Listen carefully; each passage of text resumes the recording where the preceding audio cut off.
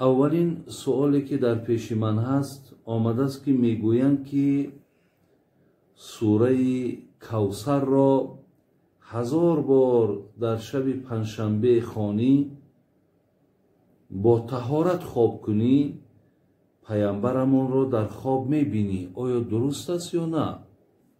احمدک یا الله کما ینبغی لجلال وجهک و عظیم سلطانک و الصلاة و السلام علی البشیر النذیر و سراج المنیر سیدنا و حبیبنا و معلمنا و شفیعنا و اسوتنا محمد صلی الله علیه و سلم و علی آله و اصحابه و اتباعه الی یوم الدین. السلام علیکم و رحمت الله و برکاته. برادران و خواهران و پدران و مادران عزیز، از خدای بسیار بسیار مهربان دعاگوی او هستم که هر یک دقیقه های را که برای گوش کردن، برای شنیدن این مسئله و مسائل، شما که دریغ نمیدانین، محبت میکنین، خداوند باز هم محبتاتون به سوی خودش، به سوی دینش زیاد گرداند و الله مهربان در عوض لحظه هایی که شما به تماشای این نوارها، به شنیدن این مسئله و مسائل وقتی که صرف میکنین، وعده هایی که داده است، بشارت هایی که آمده است، خدای مهربان همه شما را با نصیب گرداند و باز هم خداوند توفیق ها را و محبت ها را زیاد گرداند و کسانی که از گوش کردن و از شنیدن این پندها و این نصیحت ها دور مانده است یا اینکه میل ندارد، خواهشی ندارد، خدایا این بندگان هم از این نعمتت برخوردار بگردان و از خدای مهربان خواهان او هستم که گذشتگان ما و شما را رحمت و مغفرت کند. مسافرهای ما را خدای مهربان صحت و سلامت نگه دارد. بیماری هامون خدای مهربان شفای کامل دهد. حاجت طلب هامون خدای مهربان حاجت هاشون که نزد خودت هست، برآوردنشان نزد خودت هست، خدایا حاجتاشون برآورده بگردانی. و از الله مهربان خواهان او هستم که خداوند در این دیار ما، در این ملک ما، در این وطن ما فیض و برکاتش را نازل فرماید. بلاها و آفتها و سختیها را از بالای این مردم، از بالای این ملت خدای مهربان دور گردانی. و از خدای مهربان خواهان او هستم که محبتهای ما را، میلهای ما را، خواهشهای ما را باز به سوی دینت زیاد بگردانی. برادران و خواهران عزیز، الحال در این لحظه هایی که قرار دارم میخواستم برای شما چند سوال هایی که پیش من هست جواب گردانم و انشاءالله که در برابر سوال ها هم خواهش های زیاده در باب بعض موضوع هایی که از من خواهش کردند اونها هم انشاءالله آماده‌اند، تیارند. فقط یک فرصتی در کار، یک وقتی که گنجایش دهد، انشاءالله از خدا امید است من در روزهای نزدیکم آن خواهشات شما را هم خدا خواهد به سمتان میرسانم.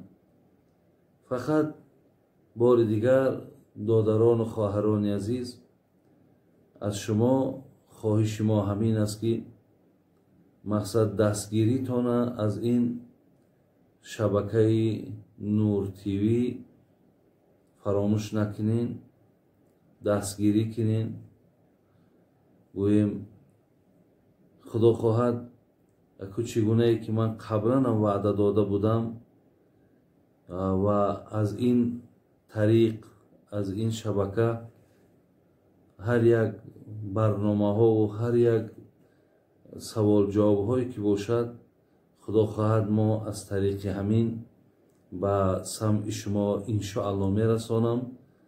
فقط دادرها و خواهرای عزیز کم کم دستگیریشون کنین که تا اینها هم در همین مسئله پیشروی کنند. خدا خواهد پیشروی اینها هم، دستگیری اینها هم فایده ما و شما هست. خدا خواهد در این هم یگان زیان، یگان ضرری بر جان ما و شما نمی شود.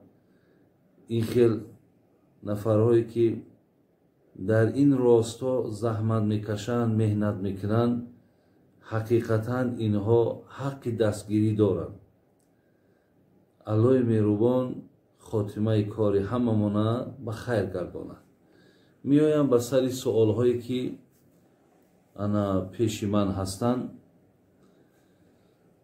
اولین سوالی که در پیش من هست آمده است که میگویند که سوره کوثر را 1000 بار در شب پنجشنبه خوانی، با طهارت خواب کنی، پیامبرمون رو در خواب میبینی. آیا درست است یا نه؟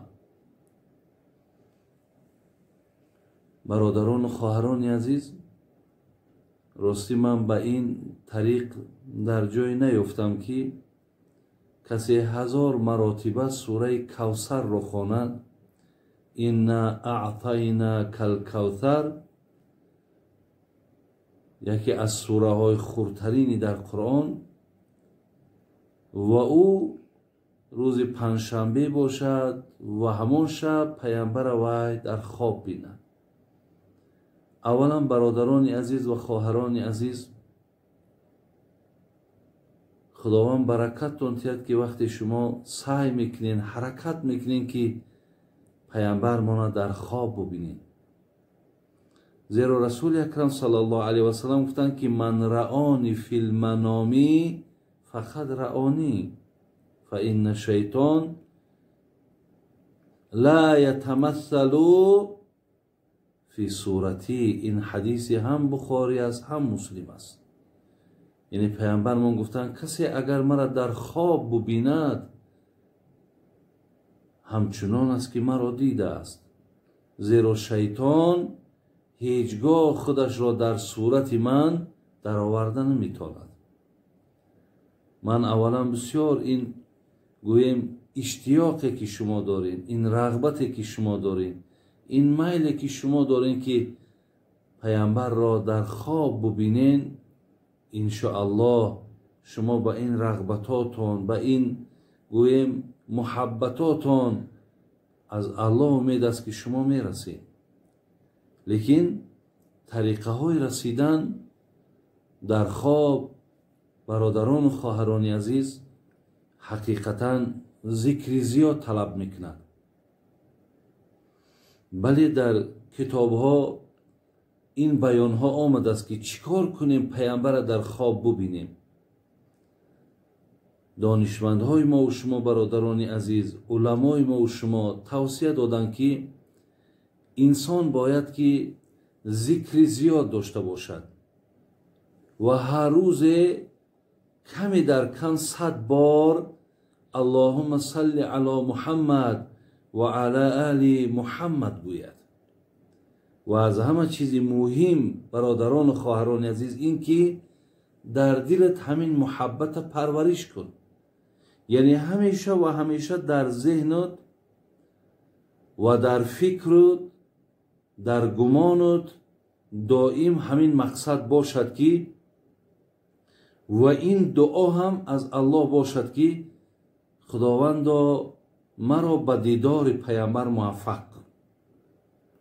یعنی شما اگر البته پیامبر کسی میبیند در خواب که برادران عزیز و گرامی خیلی انسانی پاک است گوییم، انسانی که انشاءالله در کار خدا و در کار رسول است.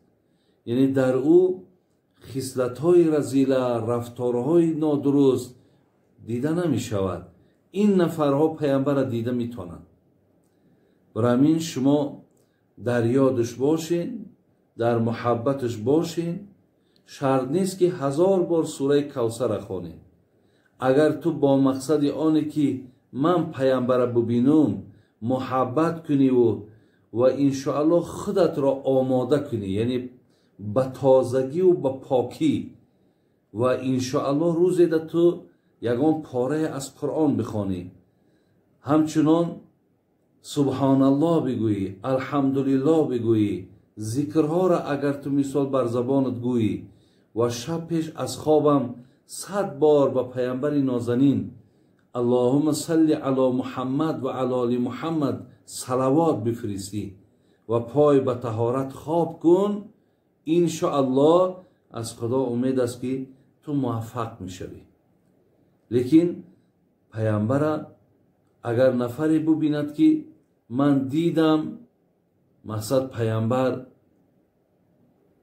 بیریش بود یا دیدم که چهره بسیار سیاه داشت، معلوم است که برادران و خواهران عزیز وای پیامبر نیست.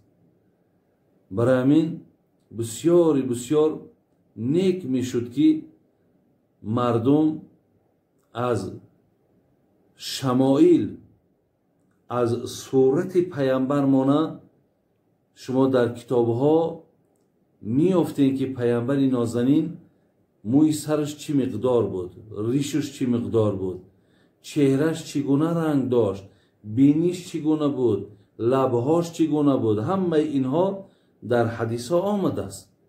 برای همین وقت شما اگر از روی خبر کتاب ها آگاهی داشته باشین و چهره پیامبر از خواندگیاتون تصور کرده تانین انا با همون صورت ببینین، انشاءالله وای پیامبر است.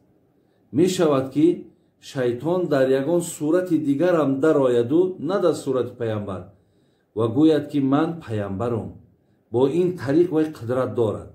ولی وقتی اگر شما از شمائل حضرت که آگاهی داشته باشین با او مقایسه میکنین، موافق آمد البته قبول، موافق نه آمد قبولش نمیکنین. لیکن انشاءالله همون محبتی که شما کنین، همون دوستداری که شما داشته باشین، همون میل هایی که شما داشته باشین در برابرش با ذکر و با صلوات باشین، انشاءالله شما در خوابهاتون پیامبر نازنین میبینید.